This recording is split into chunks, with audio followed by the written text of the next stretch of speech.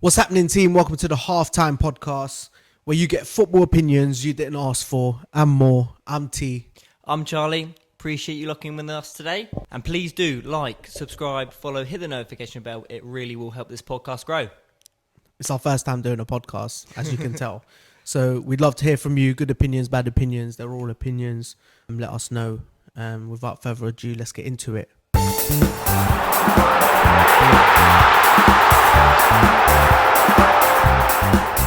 What's happening, Charlie? You alright? Good weekend? Yeah, man. We decided to do a podcast. I know. It's our new thing now. Who would have thought? Everyone's in a podcast now. Charlie's fell down the stairs yesterday. Yeah, not a good day yesterday. What happened? Fell. My stairs go around in the corner. As I was going around the corner, I've either missed a step or whatever. Big ass. And then I've tried to grab the railings to stop myself from falling. Obviously, it doesn't help. Gravity is the thing. Okay, no. Cut my finger, like slice a big chunk, bled through a plaster. But I got my girlfriend, who's first aid trained, to sort me out. Proper girlfriend. There you go. Big up, Mia. So let's get into it. We're talking managers. Yes. There's been two big ones. Yeah, a few changes recently. Enzo Maresca. Should we start off with him? Yeah, let's start with him. Obviously, he went first. I quite liked Maresca. Obviously, he had a personality. Results recently haven't been good. Yeah. But Chelsea looked like they were going places. Obviously, they won the 2 cups last year. Yeah. Chelsea always managed to win a trophy somehow. I know, but he won the Conference League and the Club World Cup. But ultimately, when you say what he said about the board and about the higher-ups, only one thing's ever going to happen there, really. Yeah, that's true. And they both went in similar fashions. They both spoke against the board and, you know. I think they both got what they wanted. Maresca has been given the red card. He joined in June 2024. Don't forget he promoted Leicester. He did. So that was a big thing. He's worked under Pep Guardiola. Yeah. Which is another big thing. He won a couple trophies and he kind of wanted to just get back at all the haters and say, like, fuck you.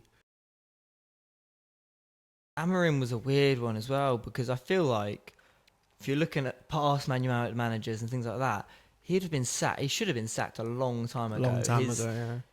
I think his win ratio was about 31% or something crazy. Yeah, in the last decade, in the last 20 years, out of everyone, he's got the worst win rate. Yeah, that's crazy. Permanent Man United managers. Yeah, that's mental.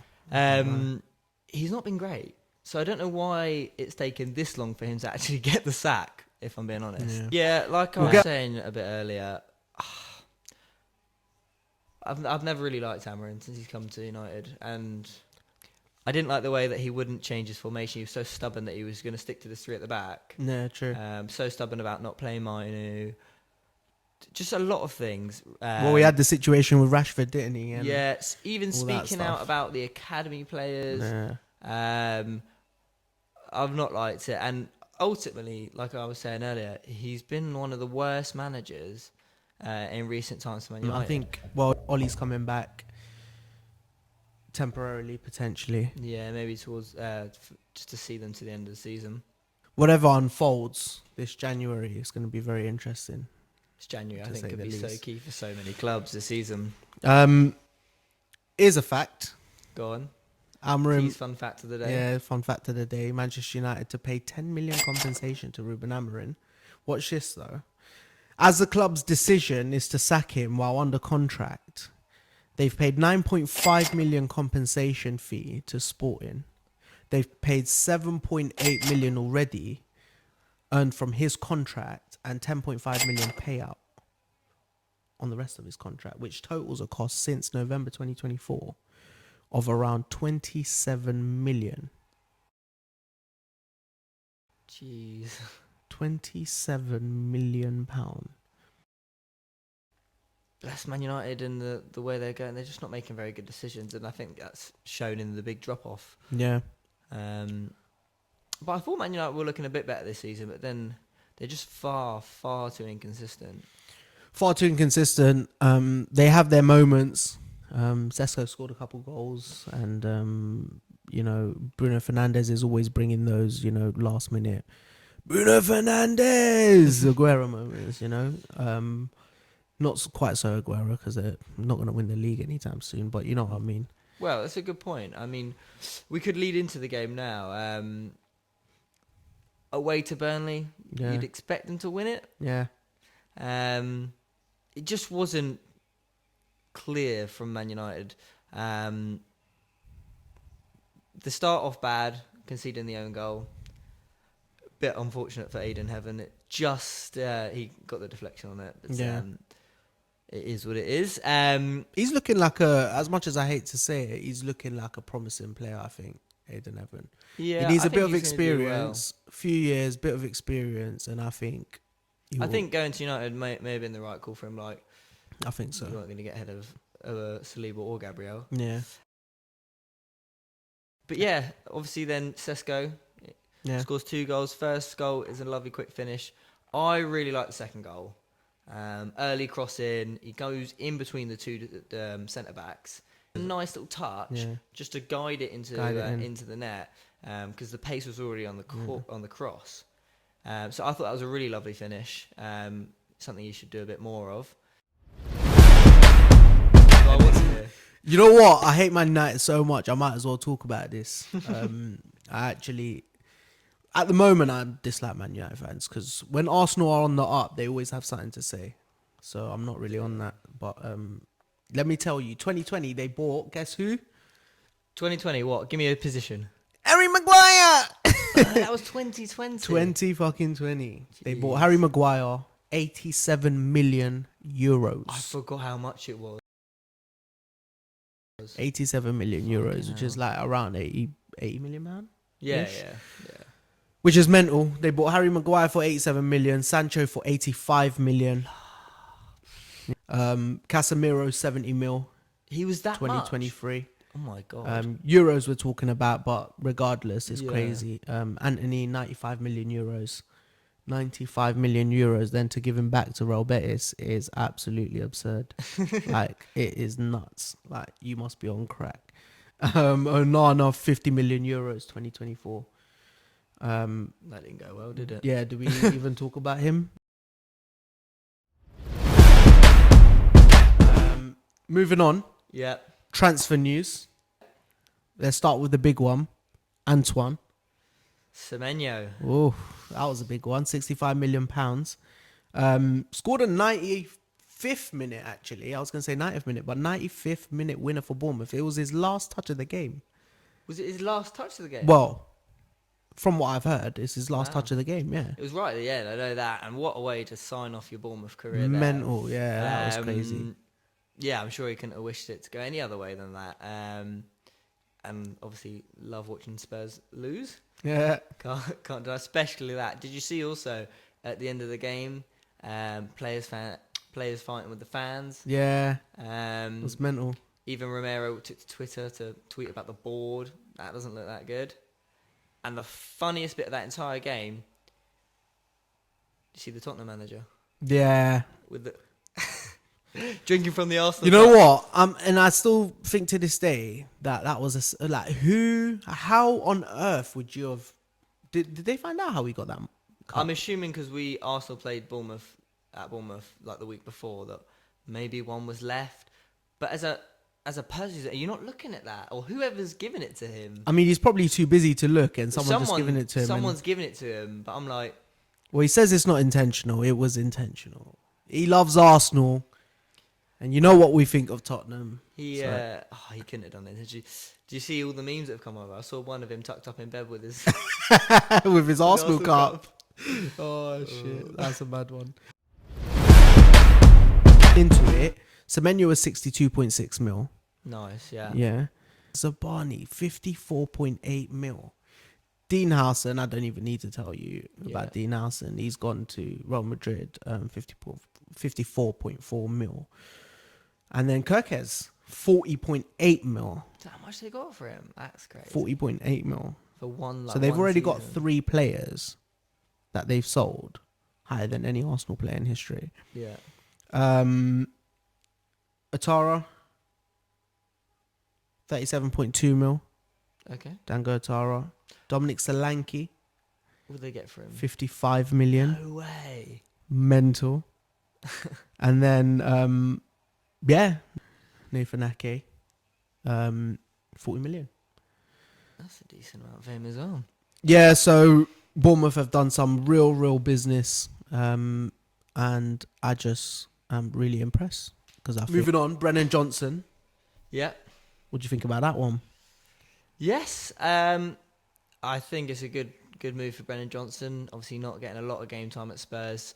Because of Kudus, some of their other wingers. He's just not really been favoured. I think at Palace, it's that more defensive sit-back style counter-attack, which is what he did well at Forest for. So I think it will be a good move. I think Spurs did well getting, I think they got around 30 odd million. Yeah. So I think 35 million. Yeah, that's almost. They paid 50 million for him, but he also scored in the final that they won.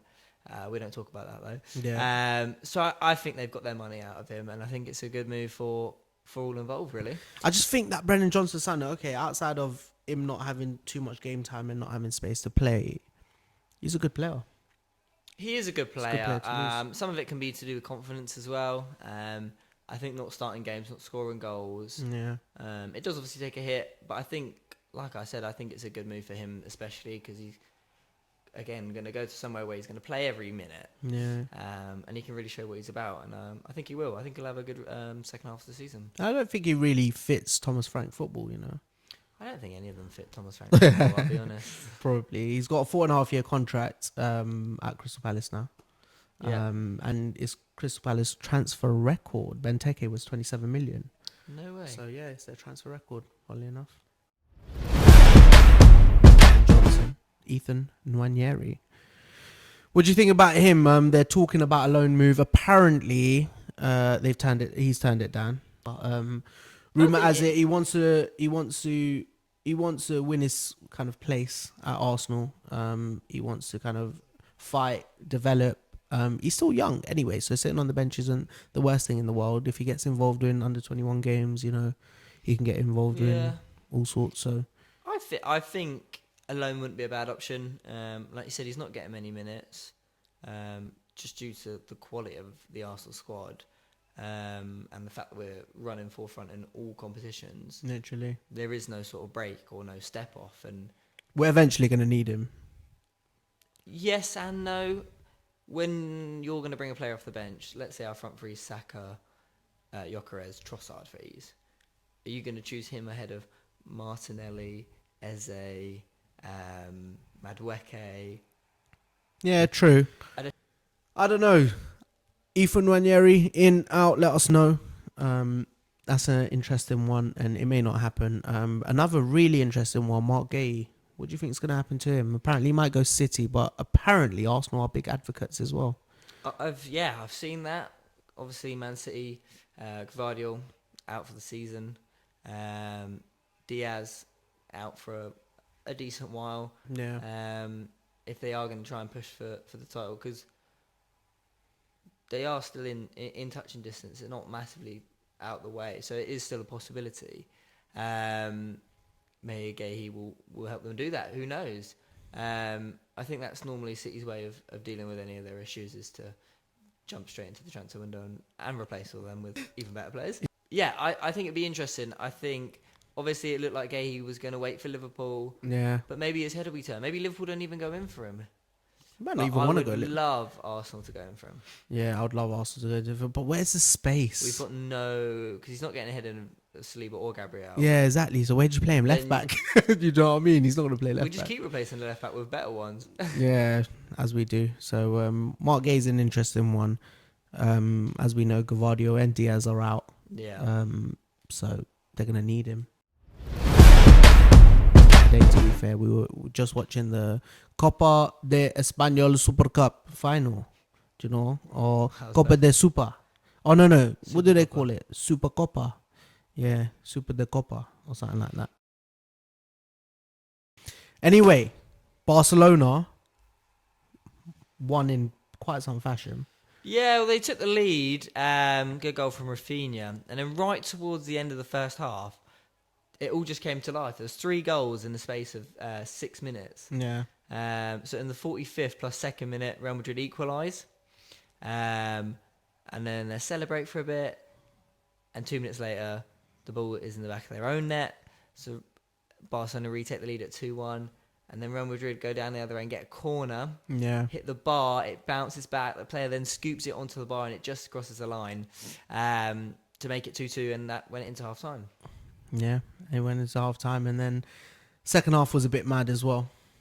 Yeah. To say the least. Not a lot happened for the start, but then in about the 80th minute or so, deflected goal from Rafinha, loops over Courtois because he'd already gone to dive, puts him in the lead.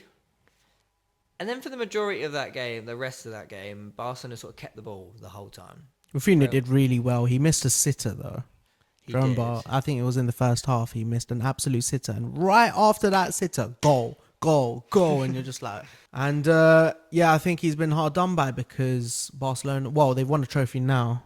But to not be in question for the big... Ballon d'Ors. I know, obviously, Usman won the Champions League. League One doesn't really count, does it? But they've won the Champions League. They've had a good year. They've won every trophy pretty much that they could have won. So, top 4 predictions for the Premier League. Okay. Bearing in mind, pull the table up for me. Bearing in mind, currently top 4 is Arsenal, Man City, Aston Villa, and Liverpool.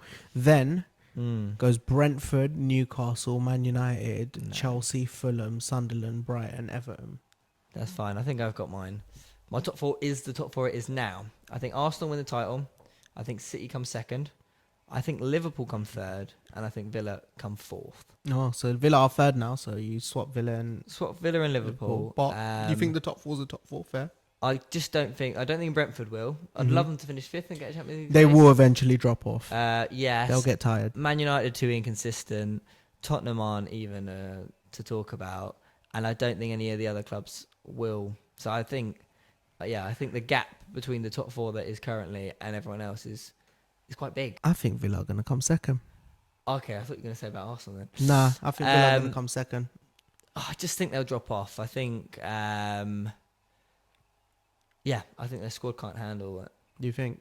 I do. I think. Yeah, I think they've done really well on that 11-game winning streak. It's crazy, and what Emery's doing, especially after the start of the season they had, where they didn't win the first 3, everyone tipped them for relegation at that point. To turn it around and bounce back like they have, just shows that they are a top team. Yeah, they are a top team. Big up the Villa, but big up Emery as well because he's literally proven everyone. He's put time and time again. He's won Europa Leagues. Yeah. Let me not mention how many times, and he's even got into a Europa League final with Arsenal. Don't remind me of that one. And somehow every final he gets into, he wins. But when he gets into a final with Arsenal, fucking lose it. I've Anyway, actually got that out of my memory. But I think Villa are gonna come a solid second, and Man City are gonna drop because this Premier League's full of magic and miracles, and it's gonna work. It's gonna happen. I hope so. As long as Arsenal at the top, I couldn't care less. Yeah. Just to touch on other tables really quickly, Barcelona are first on the table, following by Real Madrid. Real Madrid are actually 4 points away from Barca, Okay, so it's still quite tight then. It's tight. It's only halfway through the season, but let's see how that goes. Villarreal, obviously on 41 points, and then that's 4 points behind them. And then Atletico Madrid, Espanyol, Real Betis, and so forth. Barcelona and Real Madrid at the top as usual. Atletico Madrid struggling a little bit, but they're still fourth. They're not far away. Villarreal are having a decent run.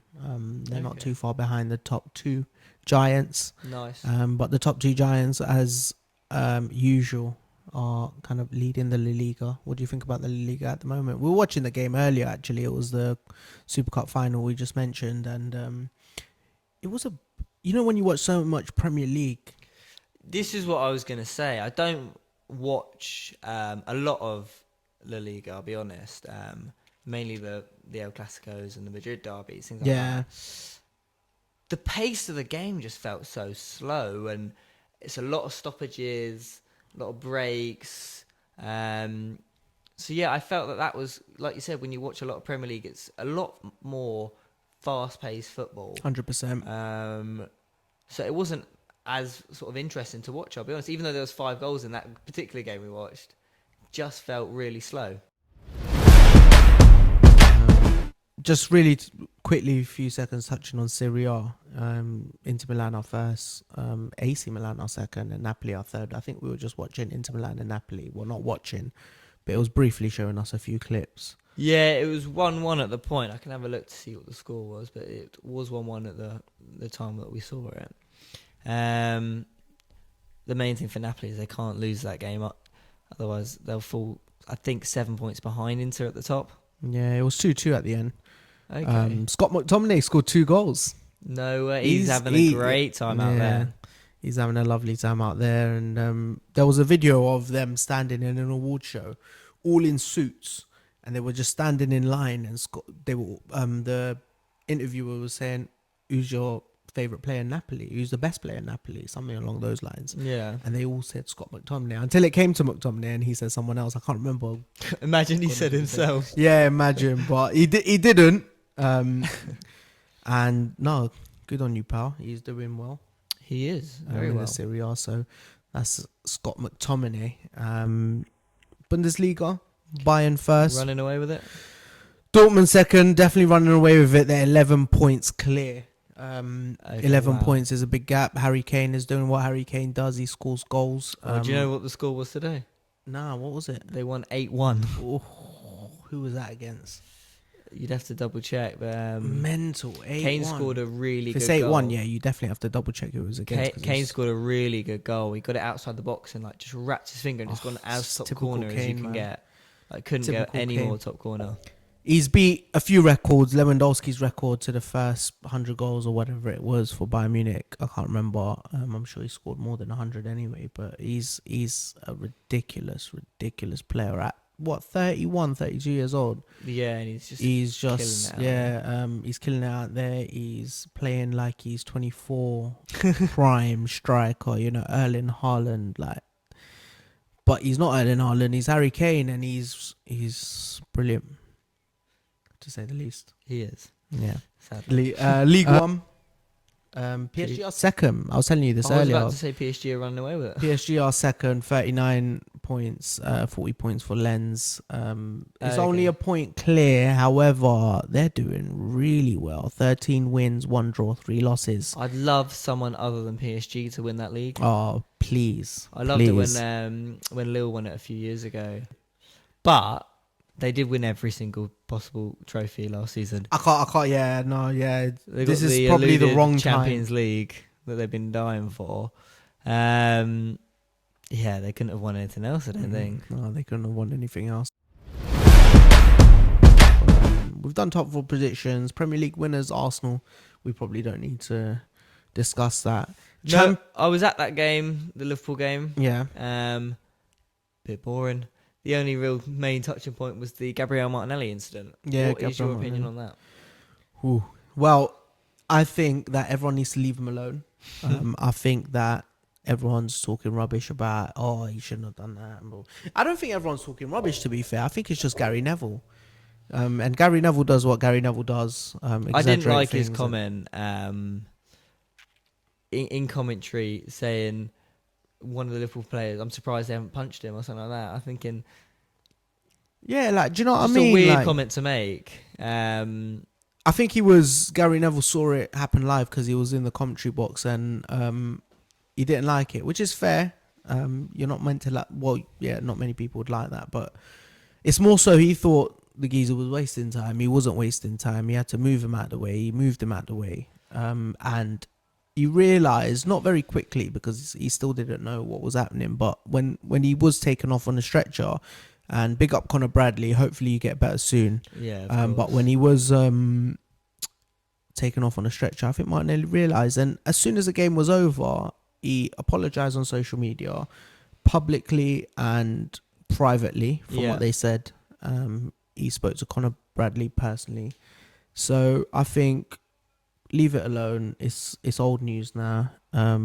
He's not wrong for it because every player, especially when you have passion, last minute, you don't want to play for a draw. You know what I mean? I think Arne Slot said it really well in his press conference after the game. He understood that there's a lot of time wasting in the Premier League. Yeah. And even in that game, it was 0-0. It was the 94th minute. We had the chance for a quick throw. We're trying to win every game. That's the mentality Arteta's brought into Arsenal. So I think you can understand why you'd think that the Liverpool player was time wasting. He obviously wasn't looking when he went down. So there's no malice in it, in my opinion. But yeah, the way Arne Slot described it, I think was perfect. And he was the opposition manager, obviously, and he understood the situation that it obviously wasn't done on purpose, because at the end of the day, they're professionals and they're athletes, and they wouldn't want to do it to another of their own. Do you know what I mean? So, yeah, I think everyone needs to chill out a bit. No, good. And big up Slot as well, because he was so calm about the situation, like you just said. It's like almost he didn't care. He knows how the game is. He knows how the game goes. He knew what was happening straight away, and that's a smart football manager, which is why Gary Neville did not make it in management, unfortunately. Sorry. Guys, preach it. Literally. Preach it. Preach it. Don't ask what we were just doing. Anyway, I'm going to leave that bit in as well. But that's a wrap. Thank you so much for joining us on the Halftime Podcast. We've just started, so bear with us. We're going to get better and better over time. This is a project. It's going to happen. Look, we appreciate everyone who tuned in with us today. Like I said at the start, please do like, follow, subscribe, hit the notification bell. It helps us more than you could believe. Also, let us know all your opinions, all your comments down below. Good, bad, whether you think we know football at all or not. Let us know, and we can run through everything. Yeah, literally. And we'll catch you on the next one. This has been the Halftime Podcast. Peace.